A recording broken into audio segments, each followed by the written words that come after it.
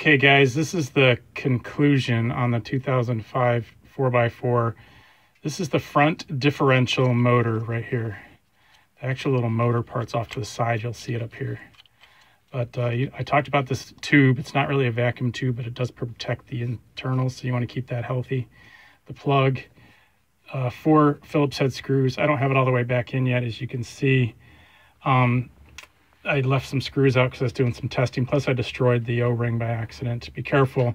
Somehow, I think I pinched it down on it and cut it in half, which is always fun.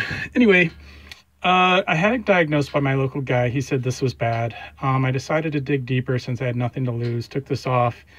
In a previous video, I'm trying to do part 1, part 2, part 3. This is part 3, the final. It turned out to be the front. I knew the rear was working because I heard it working, and it also locked the shaft from the rear differential back there. You guys know there's 2 of these things now. I didn't really know in the beginning either, but anyway, it's on the front drive shaft to the front wheels. And what was going on is this thing just was not operating. So I took this whole thing off. It kind of fell apart on me. Washer fell out, little parts fell out. You'll see how it don't panic. It's really not that complicated in the end. I did pull the whole motor off. All the brushes and springs flew out, which was wonderful. But I had my daughter with her little fingers help me put it all back together because we needed an extra hand. So bottom line is I turned this thing all the way. When you take it off, you can turn it by hand to put it into 4-wheel drive, the little thing, the gear thing. So I turned it all the way to the right, clockwise, and put it in 4-wheel drive.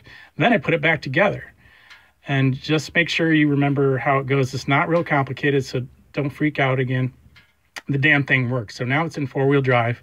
And of course, it disengages and everything works perfect for some weird reason.